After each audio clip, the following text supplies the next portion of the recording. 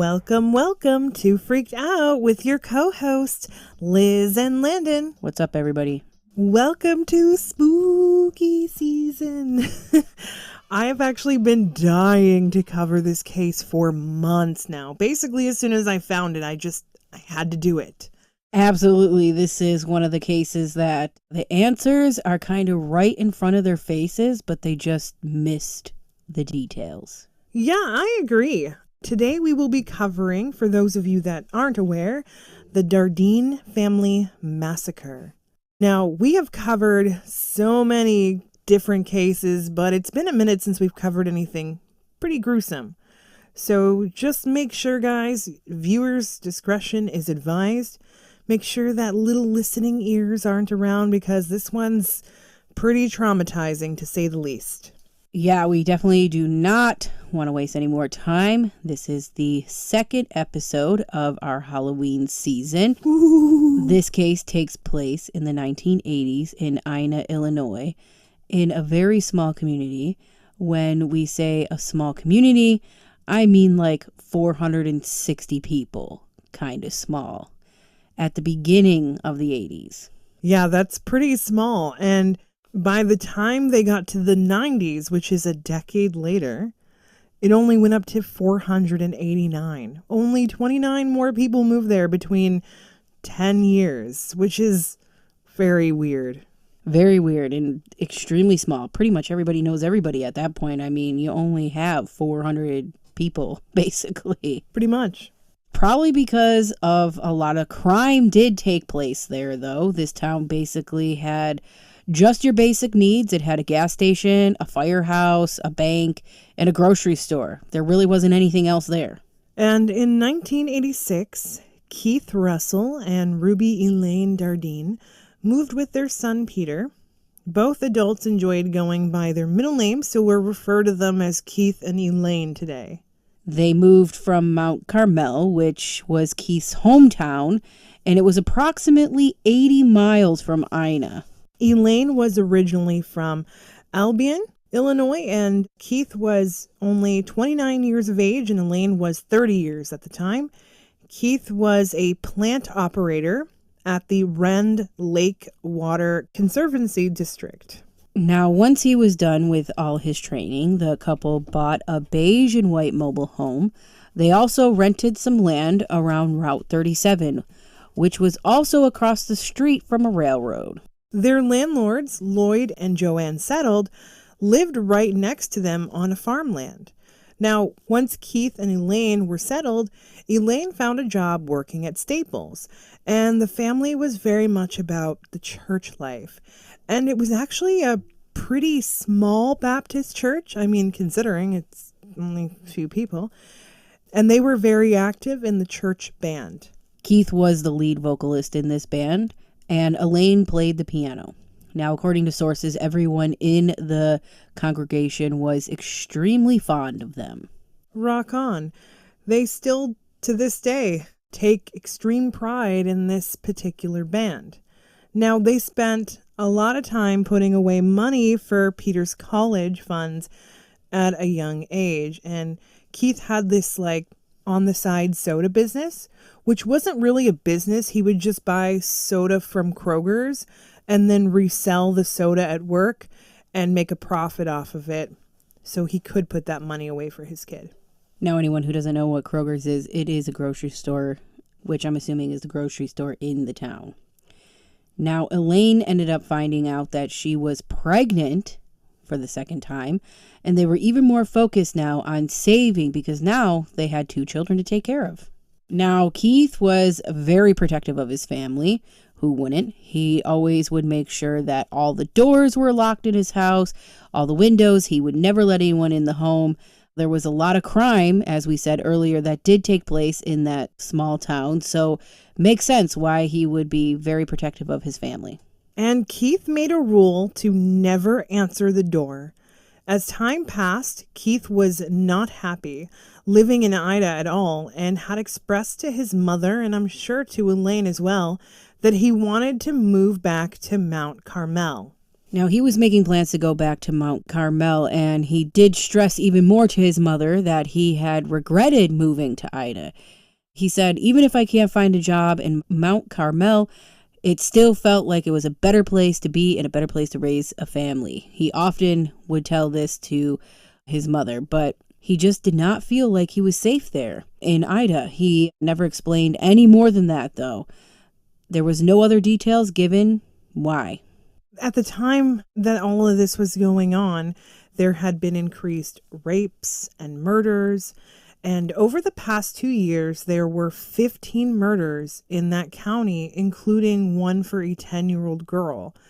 There is also some seriously spooky shit going on in that town, and one day I want to cover it, so stay tuned. Now, Keith decided to put his mobile home up for sale. There was an instance at one point where a young woman had knocked on the door and she asked if she can use their phone. Keith said no thank you, and then turned her away and closed the door. Now, from what I gathered from Keith, she looked a little shady, and if she had looked wholesome, he probably would have let her in. Which is kind of weird since he said no one is to come in the house and I don't want to answer the door. So, what made him want to answer the door, though, for this particular woman? It's a little strange to me. Now, when Elaine was about 7.5 months pregnant and Peter was about 3 years old at this time, they had picked out baby names. And they wanted Casey for a girl and Ian if it was a boy. Now, on November 17th, 1987, heading into the 18th, Keith was scheduled for an overnight shift, but he never showed up, which was extremely unlike him. And if there was usually an issue, he would call and let them know he was sick or whatever the case may be. Now, his supervisor became worried and decided to call his house. Unfortunately, nobody answered the phone. And then he continued to call the rest of the day with still no answer. This supervisor at the time decided, I'm going to call Keith's parents to see if they were able to get in touch with Keith since they weren't able to. Now, obviously, they were able to get in touch with Keith's father, and he decided to contact the sheriff's department. Now, they did agree to meet outside of the mobile home and use Don, which is Keith's father's name, his key to get in. And this was basically to do a welfare check. Now, the police did meet Don at the mobile home around 6:30 p.m. Obviously, they tried to knock on the door. Nobody answered.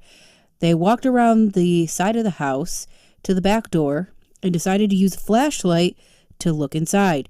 The officers saw people under the blankets on the bed. But when they knocked, nobody was moving. Now, for those of you who are crime buffs like me, when a blanket or something along those lines are placed on top of people, that's usually a sign of remorse. Absolutely is. Also potentially a sign that they may know the person personally. Absolutely. Now, the police officer then decided to turn the knob and the door automatically opened. And what he saw was beyond shocking. Now, tucked under the blanket was the bodies of Elaine and Peter and a very tiny newborn infant. They then noticed that they had been bound and duct taped, and it looked as though they were initially bound to some sort of chair. Peter was found bound and gagged. They had beaten him severely by a baseball bat. The same bat that Keith had purchased Peter, and Elaine and Peter were both bludgeoned in the face and in the head, and they both had fractured skulls. Elaine was well in her 3rd trimester of pregnancy, and she had gone into premature labor due to her being beaten so badly. Investigators are not sure if this was because she was beaten or if it was because she had watched her son get murdered. They also had no idea if she was alive during the delivery. Now, once the baby was born, they used the baseball bat to kill the baby as well. And all these family members died of the same thing, blunt force trauma. The killer also did try to clean up the scene, but because there was so much blood, it was nearly impossible. I mean, perhaps maybe they were cleaning up the parts of their own evidence amongst everything else. That is actually a very good point. Elaine also was not raped. There was jewelry, a camera, a VCR, still at the scene, and there was money in the house as well. I mean, that is strange, like why they didn't take anything. But what was also strange was that Keith was also nowhere to be found. And their red Plymouth was also gone. He also had a truck, but that was still at the house. Now, I mean, coming into this, obviously Keith's gone. He's going to be suspect number one since they couldn't find his body at first. The police put out a call to put roadblocks up and try to attempt to find this red Plymouth. The police also went to Mount Carmel to talk to the family as well. The police spoke to Anita, and she remembers the police saying that Keith had been the one to do this, asking where Keith was. Early the next day, the Plymouth was found, and it was covered in blood, which was parked outside of a bank in Benton, Illinois, approximately 10 miles from the mobile home. And just to clarify, Anita is Keith's sister. But there was still no sign of Keith. Blood all inside the car. Finally, a group of hunters were passing by a wheat field, and that was actually fairly close to the Dardeens' home. Now, they did end up coming across a body. The body that they found was, in fact, Keith's. 1 mile from the mobile home, 11 miles from where the car was found, and Keith was not found in the best condition either. He was shot 3 times in the front of his skull, and also through his left cheek, and he was not beaten, but he was also castrated. Now, there's also a rumor that after they had cut off his penis, they put it inside of his mouth. Obviously, the town was distraught and horrified, especially with what took place with the toddler. And the infant. Now, a Southern Illinois television station had added $10,000 to a reward fund in the investigation into the murders of Keith Dardeen and his family. Now, relatives also of the Dardeens family also put out $10,000 as a reward fund, which brings the total now to $20,000. Eventually, it got raised to $30,000, and 30 officers were working on this case full time. Well, they were able to interview 100 people. Still, with all of this, no solid leads. One neighbor said that the couple was raising Labrador retrievers, and then there was a man that would often come in and out of the home, but the neighbors were also not sure if it was the same man or if it was multiple different men coming in and out. Apparently, this neighbor had asked Elaine who this person was, and she had stated it was a friend of Keith's, and then she changed the subject. Now, a lot of people feel like this was the killer or one of Keith's friends. There's a lot of suspects. We're going to talk about the 2 main suspects, and basically the first one would be Rafael Ramirez. Now, he had often hopped on and off trains killing people and got back on the train and would just carry on with his way. They believed it could be him because they lived right across the street from the train tracks, and his MO was beating people to death like the Dardeen family. So that's why he was a suspect. Now, he was charged, but there was no evidence brought forward. But another serial killer suspect was much more promising in this case. Tommy Lynn Sells. Now, he left home at 13 years old because of a sexual abuse that he received as a child. And by the time he was 14, he was addicted to killing. Sounds like Michael Myers. He ended up killing 10-year-old girls, and he did get caught. He confessed to killing the Dardeen family, claiming he found religion and God. After he confessed to the Dardeen murders, they said they got their guy. The issue was that his story kept changing. He said he met Keith at a truck stop and then later changed it to saying he met him at a pool hall. Which makes no sense for either option because Keith was extremely suspicious of people. So, why in the hell would he just randomly allow someone he doesn't really know to come into his house? Absolutely agree there. Hey, creepy looking dude, come on over with me. I know I didn't let a, young girl come into my house to use the phone before, but you seem totally sane with zero issue. Yeah, he even went as far as saying that Elaine and Keith had invited him in and wanted to have a 3-way with him. Right, while they shared one bed with their toddler. Hey, stranger, we just met and we met you at a bus stop, but really we want to have sex with you. Which does not fit Keith or Elaine's MO, being the churchgoers and, religious people that they were. They would definitely not have a threesome, in my opinion. Apparently, they triggered him when they said they shared a bed with their son. It is quite possible that he could have been triggered for that particular reason, but I'm just not buying this entire story in any capacity. Me neither. And then the story changed one more time. And then he said he hopped off the train because he had seen the house was for sale, and apparently he had knocked on the door pretending that he wanted to buy the house. Change the story to be more believable, but nope, a liar of the pathological kind. Now, according to him, Keith let him in and then he just killed him. He then raped Elaine, but we all know that she was not raped. Bingo, she also just gave birth. He knew a lot of details about the case, but I'm feeling like it's because he enjoyed watching and hearing about disturbing murders and would get off on it and take credit for the killing because, he didn't do it, but he admired it. Now, as a seasoned murderer, Tommy Lynn Sells was put to death in Texas via lethal injection as the only suspect in the case. Now, I have been dying for all of you to know what we feel on this, but I'll tell you guys, it's going to make sense. And it's also going to make you go, oh my God. Let's go back here for a brief moment. I'm going to say about 8 months prior to this situation taking place. So before they wanted to leave to go back to Mount Carmel. Precisely.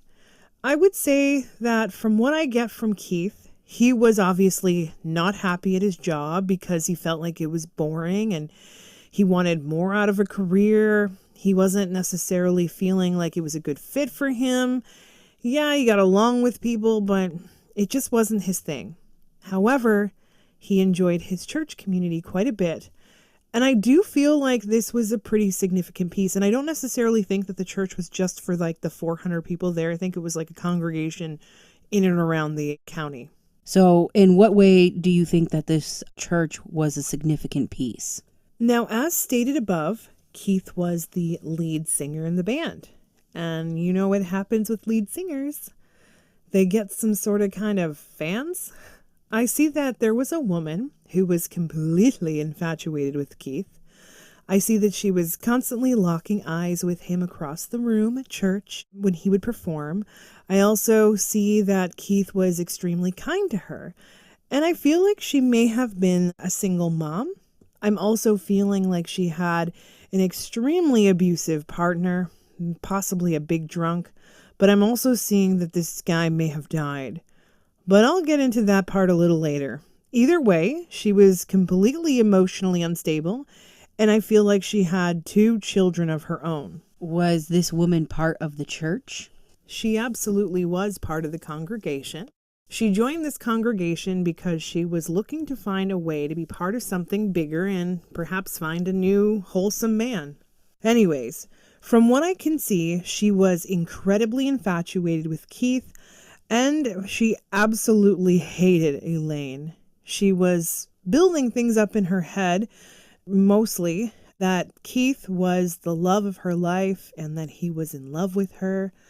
Now, originally I thought he may have had an affair with her, but I'm really not seeing that. This was like a single white female kind of thing. She would often come up with reasons to be around Keith, whether she needed something fixed or she needed to give him muffins or she was just struggling with her kids. She would use her single mother card to the highest degree, even though she was definitely single. But I'm seeing that she had a brother as well. He also lived under her roof, who was a much bigger species than she was. So what was the reason, her brother lived with her? Was there a sort of physical or maybe a mental disability? You're right on point there. Yeah, I can see that he absolutely did. Now, from what I see, most of the time he was a gentle giant, but when provoked could act out pretty badly. Unfortunately, those kinds of people are very easily manipulated. I agree with you on that. Now, from what I gather, she would make it a point to communicate with Keith all the time and compliment his vocals and tell him how precious his son was. I don't necessarily feel like at this point he and Elaine had expressed that they were having a second child, but she had built up this relationship in her head. And I think she's like, was hoping she would get pregnant with his kid somehow. And people, they definitely try to do that, especially since people take things, differently, or they take them the wrong way. For instance, one perspective may see something somebody else completely doesn't see at all. Ergo, the Love is Blind show. Anyway, she continued to flirt with him for quite a while, and once he had announced he was having a baby, in her mind, this baby was hers, not Elaine's, and I believe that she may have believed she was actually pregnant by him, which she was not.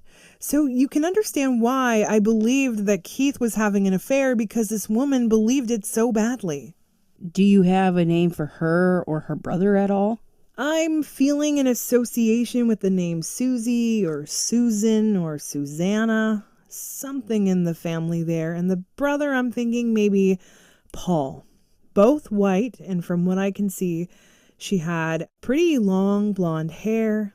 I do believe she bleached it. She definitely spiked it up in that old school way. And Paul, I would say he was about 6'2" to 6'4", definitely hard to miss. He could be overbearing at times, very klutzy. He didn't know personal boundaries, but I can tell you that he did live with his sister. So because of that, he felt like he was her personal bodyguard. And I feel like she was his caregiver as well, since I think both of the parents had also passed on at this point. Her brother definitely may have felt like it was like his responsibility, to take care of her. Oh, yeah. She did control him a lot, and she would make him do like all the masculine jobs around the home and outside of the home, and even got him to volunteer his time with the church. Now, I do not feel like the churchgoers were as fond of him because, like I said earlier, he was a little overbearing and in your face. However, they just kept those feelings about him quiet, and they would talk amongst each other like, normal church gossip. It was also a very small area, so, everyone knows everyone. Yep. And from what Elaine tells me, Keith and her were really well liked. They were part of the group of people that loved them.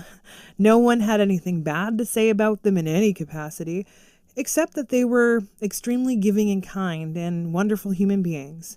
Now, one day, a little after they had found out they were expecting their daughter, a small announcement was made, perhaps amongst friends. I'm not sure how. I don't feel like it was, in the congregation or anything. Either way, this woman happened to be present while this happened, or at least in an earshot way, to hear details because she was super obsessed with him. And that is when everything changed. And I feel like her mind was set. She was pregnant with his kid. I feel like she had one other friend, another female. I do not believe that she was attached to the church, though. And I feel like this female was told these details about how Susie was pregnant with this guy's baby.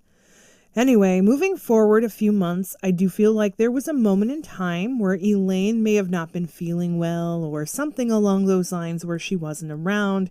Keith had the opportunity to be alone with this woman, and at that exact time, she made a pass at him. And I feel like it was a pretty significant pass. She may have tried to kiss him or suggest that she was pregnant with his baby all in the same instance, like cuckoo. And I see Keith was obviously triggered. I feel like he told her that it was simply not true and that he was married and he was in love with Elaine. Being the gentleman that he was, though, he felt bad for the woman and told her that she was a wonderful human being and she would find someone someday. He also did not disclose this information to his wife because he didn't want to upset her in her pregnancy. I mean, I understand why he would, keep something like that from her in that moment. Should have told her later on, though, which is probably another reason why he was not comfortable being there in Ida anymore, and he wanted to go back to Mount Carmel. He says that was definitely one of the multiple reasons why he wanted to go, but this was definitely a pretty significant one. And since she wasn't getting the hint, I believe that he stopped being so kind to her. In fact, I feel like he triggered her pretty significantly and told her she was crazy and told her that she needed to leave him alone and he was going to contact the police. So what was she doing? She was stalking his home, sitting outside. I mean, we didn't have social media back then, so I'm not sure if there was a playground somewhere nearby, but perhaps maybe when he and Elaine would take their child places, she'd be there too. She would also smile at him and blow him kisses, and he was showing me that she would even show her breasts to him from across a room. She became pretty obsessive over a very short period of time. I mean, it definitely sounds like that. The day before the massacre took place, I'm sensing the two of them had some sort of interaction again. And this really set her off. He doesn't know exactly what set her off more than normal, but I believe he drew a line in the sand. I also believe he told her he was going to tell the entire congregation of what she had been up to. He also called her derogatory names, which he feels is another reason she was extremely mad at him. He also said that he may have alluded to the fact that the reason her husband was dead was because of her. I mean, that's enough to set anybody off. You never call a crazy person crazy. They will show you how crazy they really are. And I might want to mention as well, I do believe she's the one who did kill her husband. Anyway, from what I gather, I do see that she used her connections to Elaine on this particular day. I'm not exactly sure what they had purchased. It could have been the puppies, but I'm not clear on that. But anyways, she, the last month and a half, was trying to kind of cozy up to Elaine as much as she could. And from the sounds of it, Elaine did befriend her. Keith may have warned her, I don't know about her, but she, had a big heart and she was like, I can probably save her. Anyways, if Keith had told Elaine what was going on, he probably could have saved himself a whole heck of a lot of hassle. But anyway, Elaine and her often talked gossip amongst the congregation. She also didn't understand why people didn't like her too much. I feel like Elaine gave her that chance. She shows me that this woman was very kind, but very suspicious as well, because she did talk a lot about Keith. As a big fan of his and his musical talent, she would ask Elaine to help her learn how to play the piano. In her mind, it was to replace Elaine. Anyway, that could be the reason that she came to the home. Again, I'm not sure. But from what I gather, Elaine was home. Obviously, her son Peter was there, and Keith was also in the home. Now, I do believe that Keith may have been watching television, and I feel like Elaine was just about to prepare dinner or something along those lines. She wasn't feeling well this particular day because she was obviously pregnant and it was starting to get to the end. And she was taking her time getting her family organized this day. Now I do feel like a knock at the door came. Instantly, Elaine said she would get it, and I see that Peter ran off to the door as well. All I'm saying is, don't open the door. Now, from what I gather, Susan and her brother were there together. And she asked if she could speak to Elaine, and it was urgent, and she needed to have a conversation right away. And at this time, I feel like Keith had recognized her voice instantly and got up to see what was going on. I believe he had been in the kitchen at some point in the sitting area, and there may have been food close by. But from what I can see at this point, Susie was telling Elaine about how she was pregnant with Keith's child. Obviously, Elaine was extremely confused and unsure where this was coming from. Now, she shows me she confronted Keith, and he informed her that none of this took place, and he had been dodging this woman the last couple of months. What a shit show. Now, at this point, he had said he was not inviting her in, and I feel as though this Paul person grabbed the baseball bat and started to threaten to hurt people if he didn't start telling the truth.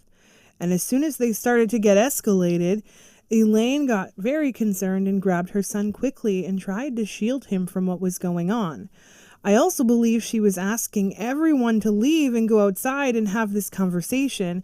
She was also getting extremely upset, and honestly, I feel like this is possibly one of the points as to when her labor started to kick in.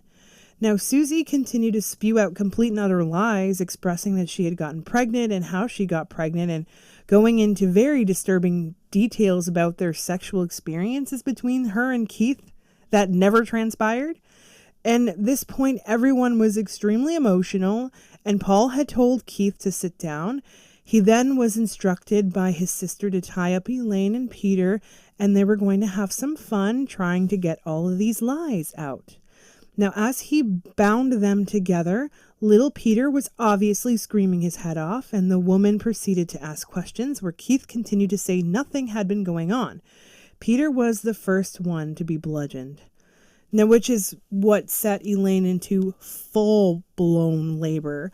From what I gather, the woman said that it was her baby and she was taking the baby from Elaine. Elaine obviously started screaming because her son was dead. This woman, Susie, may have had some sort of experience with nursing, so she was able to help Elaine give birth to the baby. But from what I gather, the baby was breathing, even though it was so tiny, and it looks like she was pretty strong. It really pissed Susan off, and she told her brother to kill the baby because Elaine was like completely, it's her kid. She wants her baby, and to kill it. Elaine then lost it even more and screamed, and she wanted to die. They stopped her from screaming and beat her with a baseball bat as well. And I see they had also tied Keith up at some point, but he was not bound to anything.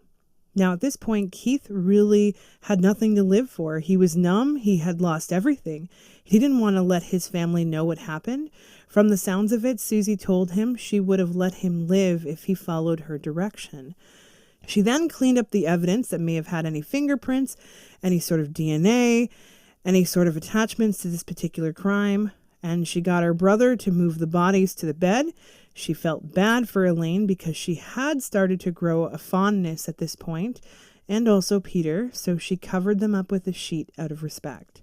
She told Keith that he needed to get into the vehicle or she would blow his brains out. She did have a gun on her, and I believe she was pointing the gun at him. She also told her brother to get into their own vehicle and take it back home. She told him that she would call him when she was ready to go home. Well, that makes sense why there was no other vehicles, on the property, because if they had taken his vehicle, how would they have gotten there to begin with? Exactly. Now, people could have jumped off a train, but not in this particular situation. She decided to make him drive and told him where to go. She told him that she needed money and that he needed to give her some money. He obviously was hysterical, and she had the gun pointed at him the whole time. They drove off to that area where they found his car. I wouldn't say it's the exact location, but fairly close. She then gave him the opportunity to be with her again, and he said he would rather burn in hell, and that's exactly what ended up happening. She shot him and castrated him. He doesn't show me if he had the penis in his mouth, but I'm really believing it was there. Obviously, they didn't have cell phones back then. I feel like she found a payphone and asked her brother to meet her where she was. The two of them moved the body and then cleaned up the vehicle as much as they could, at least to remove their evidence. She told the brother to abandon the vehicle. I believe she actually told him to go elsewhere with the vehicle, but instead he decided to take it to where the bank was. She was hoping he would have left it in some sort of wooded area.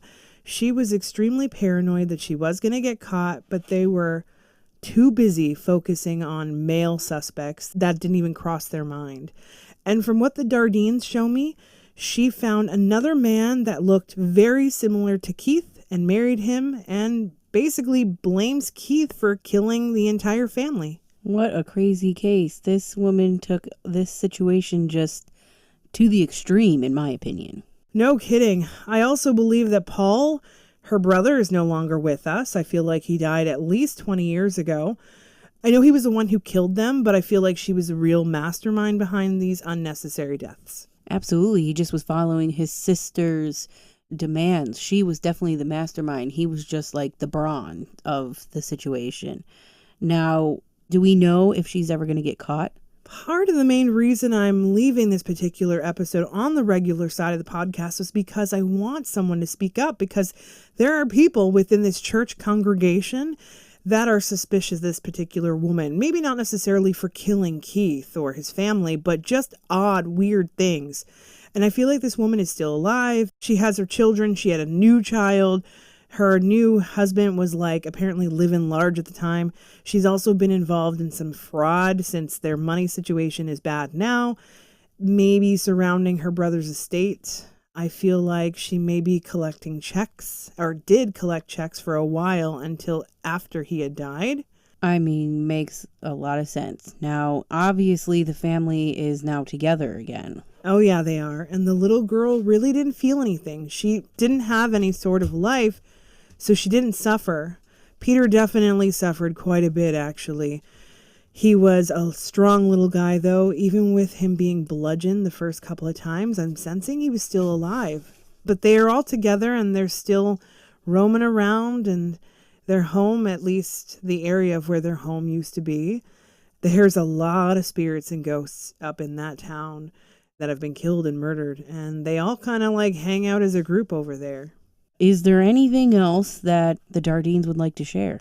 Keith wants to make sure that people call the police when they feel like their lives are in danger. He says that he didn't realize how crazy this woman was, and he should have called the police or at least told somebody about it because, he kept all this information inside. His case was unsolved. I mean, absolutely. If he would have even told Elaine something, you know what I mean? Maybe they could have been a little bit more prepared, But definitely some good advice. Thank you very much for connecting with the Dardeen family today. I can only imagine how tough that was to go through. Very tragic, very gruesome story. Now, next week, guys, we will be covering